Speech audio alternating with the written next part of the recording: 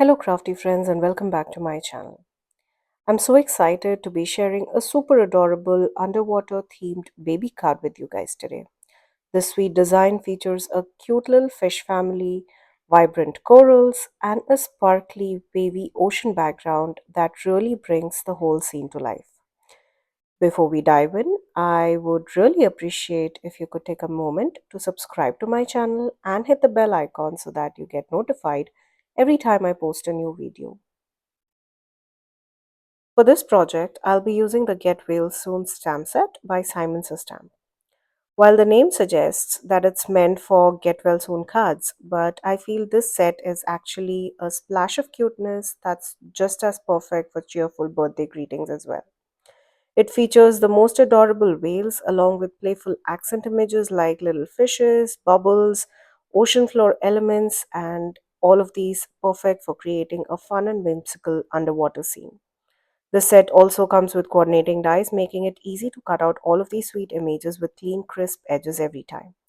With its mix of uplifting sentiments for both get well wishes and birthdays, this stamp set is a great way to brighten someone's day, whether they are recovering or celebrating. To bring my underwater scene to life, I'll be pairing the stamp set with the Sparkle Strands background stamp. I absolutely love mixing and matching different products to build my scenes. It's such a fun way to get creative. Plus, it ensures that I'm making most of everything I have in my stash and giving all my crafty supplies the love they deserve. Off camera, I went ahead and colored several of the images. Since I didn't have the coordinating dies on hand, I used my brother's Canon cut machine to cut out all these little images. I colored everything using my alcohol markers. We used both the Spectrum Noir Triblend markers and my Ohuhu markers. I ended up coloring quite a few images, although we won't be using all of them on our card front today. Since this is a baby themed card, I thought it would be sweet to create a little fish family. I chose two of those larger whales to represent the parents and the tiny little fish as their baby. To complete the scene, I'll be adding one of the coral accents I colored in some fun, vibrant shades below our fish family. Now, before we dive into the background, I like to lay out all of my images on the card front to get a feel of the overall placement and visualize how the final scene will come together. To create my background, I decided to use the Sparkle Strands background stamp and stamp it onto a standard A2 size card panel. I placed the panel securely onto the sticky mat of my Ultinew stamp wheel, which really helps keep everything in place while ensuring perfect alignment. I carefully positioned the background stamp so it would cover the entire panel evenly, as I wanted the sparkly strand pattern to stretch across the full surface to enhance the underwater vibe of the card. For the ink, I went with the lightest shade of blue that I had in my stash. This is the marine shade from the Positively Saturated ink line.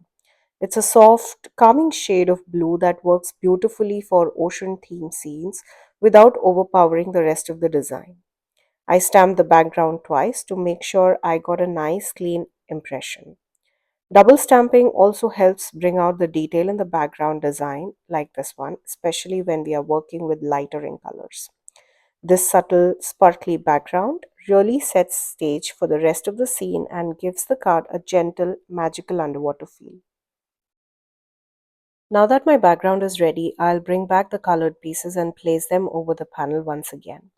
This step helps me visualize how everything is coming together, making sure I'm happy with the placement of the images and how the colors look against the background before committing to gluing everything down. To be honest, 9 out of 10 times I don't plan my card designs in advance. I like to let the process guide me and take things step by step. That's why it's so important for me to make sure, like, say, take a moment, reassess, and play around with the arrangement. I often move things around a few times, testing the placement of the focal point images and the sentiments, and even how the colors interact until everything feels just right. So, if you see me going back and forth a bit, it's simply because I want to be completely satisfied with how every element fits together on the card before finalizing the design.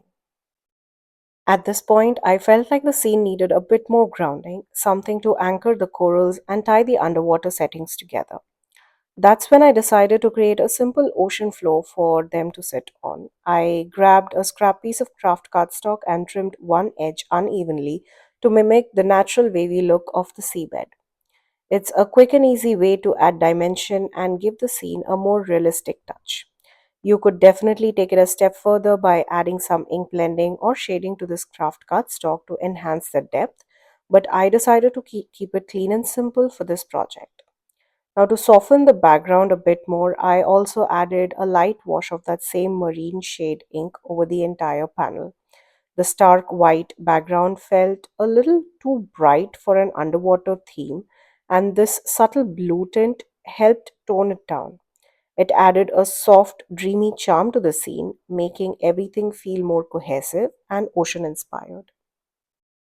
If you take a closer look at the background, you'll notice that I didn't apply the marine ink evenly across the entire panel, and that was completely intentional. I personally love the slightly splotchy, uneven effect that it creates.